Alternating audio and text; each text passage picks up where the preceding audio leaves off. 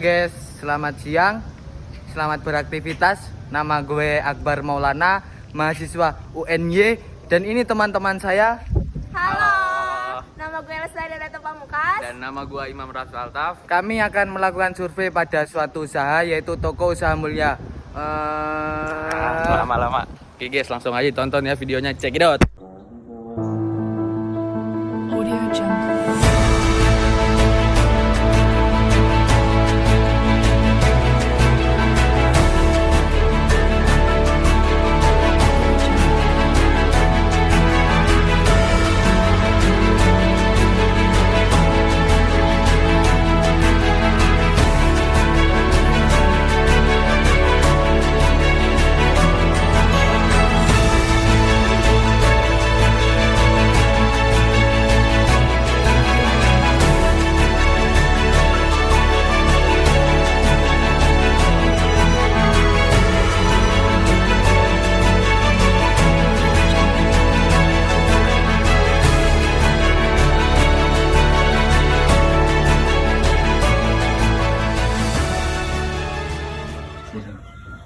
Selamat siang Bu. Selamat Perkenalkan, siang. nama saya Akbar Maulana, perwakilan dari kelompok 8 dasar-dasar manajemen bisnis. Di sini saya ada tugas dari mata kuliah dasar-dasar manajemen bisnis untuk eksperimen lapangan salah satu bisnis, dan saya memilih bisnis usaha itu, yaitu toko gerabah. Jika diperbolehkan, saya boleh tanya-tanya nggak Bu? Silahkan Mas. Sejak kapan Ibu memulai bisnis ini? Toko ini saya buka pada tahun 2018. Toko ini saya buka karena di sekitar sini jarang ada toko seperti ini, sehingga masyarakat yang membutuhkan merasa kesulitan, sehingga saya berusaha untuk mendirikan toko ini. Semoga dapat mempermudah masyarakat sekitar untuk memenuhi kebutuhannya. Amin, amin. Terus barang apa saja yang dijual di toko ini Bu? Toko ini saya buka mulai saya sediakan toko-tokoan bahan-bahan gerabah dan juga alat-alat dapur untuk ibu-ibu memenuhi kebutuhan di dapur. Terus kira-kira modal awal buka toko ini berapa ya Bu? Modal awal saya sediakan sekitar 40 sampai 50 juta. Terus di dekat sini apa ada usaha yang sama seperti usaha itu? Ada sekitar 5 kiloan, tapi kan masyarakat sekitar ini juga membutuhkan yang dekat-dekat, sehingga saya tidak mempermasalahkan karena rezeki sudah ada yang ngatur. Tetap semangat. Terus faktor apa saja yang dapat menghambat usaha itu dalam meraih target yang telah ditentukan? Kemarin ada wabah corona sehingga ekonomi menurun, daya masyarakat tetap tetapi insya Allah tetap semangat. Dan juga kalau di sekitar sini kan banyak masyarakat yang ekonominya pertanian Mas, jadi hasil panen sangat menentukan. Tapi juga bismillah lah, pasti bisa. Ya. Terus bagaimana cara Ibu agar konsumen Ibu mendapat kepuasan ketika membeli di sini? Dilayani dengan senang hati, dengan ramah. Kebanyakan konsumen saya itu kan warga sekitar, jadi saya sudah kenal, mereka juga sudah kenal. Jadi apabila membeli sesuatu yang tidak sesuai sampai di rumah bisa dikembalikan, kan sudah gampang Mas, kan sudah saling mengenal kan. Terus suka dan duka berjualan ini apa? Sukanya bisa memenuhi kebutuhan masyarakat sekitar, dan terutama bisa mendapatkan keuntungan sehingga kebutuhan saya dan keluarga bisa terpenuhi. Kekurangannya kan saya berdiri di daerah desa Mas. Jadi biasanya kalau membeli barang ada kekurangannya biasanya dibayar panen.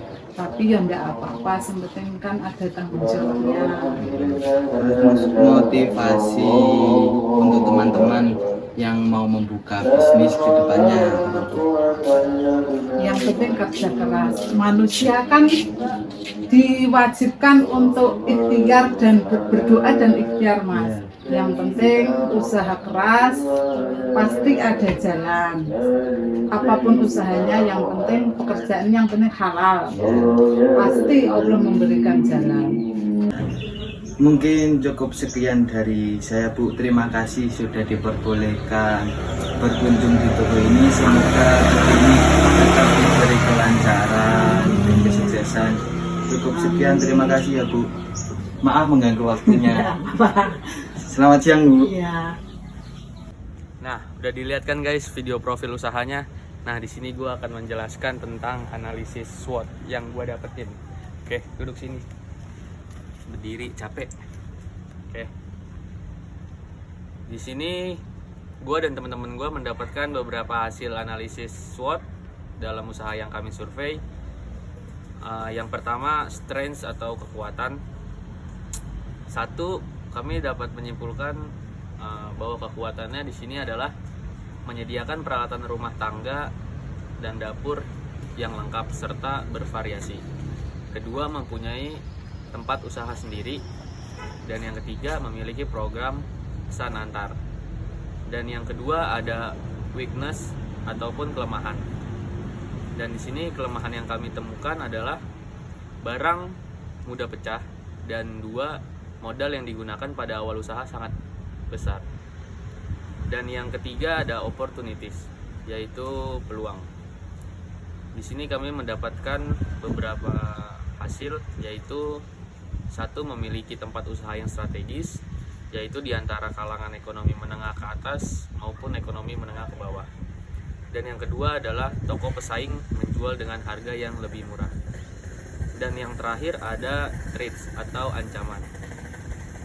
Dari hasil yang kami dapatkan, kami menyimpulkan bahwa ketika terciptanya perabotan modern, misalnya semua masyarakat beralih ke shower, maka gayung tidak laku lagi. Mungkin itu aja yang bisa kami sampaikan. Jadi, berdasarkan hasil wawancara kemarin, menghasilkan beberapa analisa atau analisis. Yang pertama ada analisis pasar.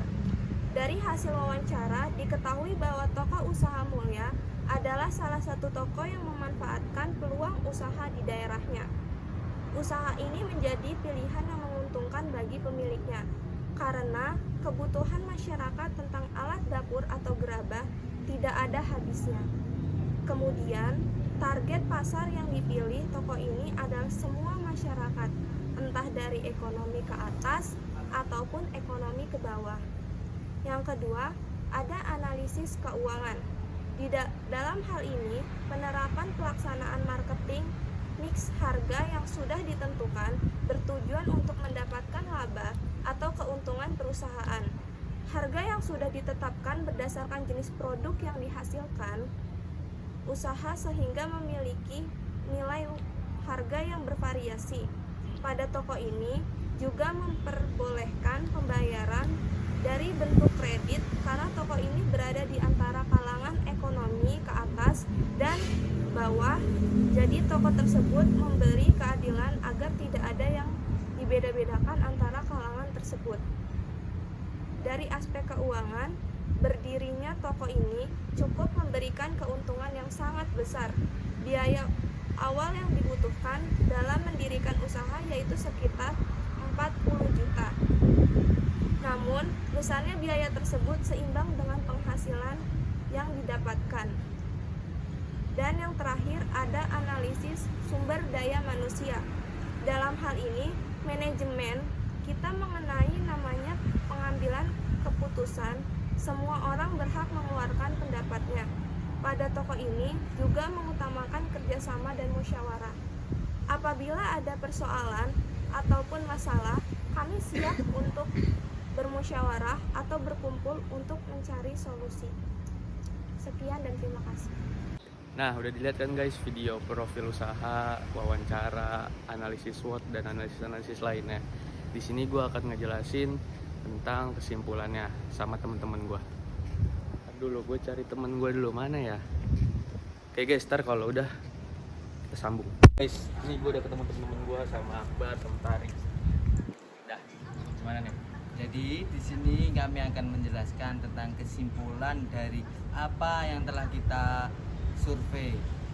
Jadi kesimpulannya, dalam sebuah usaha dagang, setiap aktivitasnya mempunyai tujuan yang sama, yaitu memperoleh keuntungan.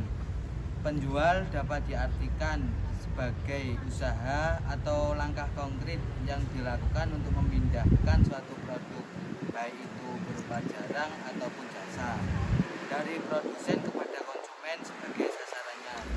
Dalam hal ini, penjual merupakan usaha-usaha yang dilakukan untuk mencapai hasil yang diinginkan pada pasar yang ditujukan atau sasaran.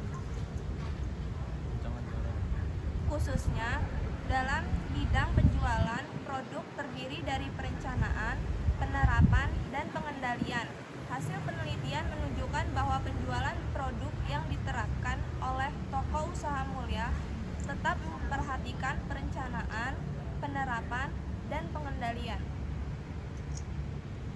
Oke, dalam hal terkait perencanaan, penerapan, dan pengendalian adalah untuk dapat memaksimalisasi kemungkinan perusahaan dalam mencapai tujuan dan sasaran jangka pendek dan jangka panjang dalam maksudkan untuk dapat mengoptimalkan pemanfaatan potensi sumber daya yang terdapat dalam bidang penjualan.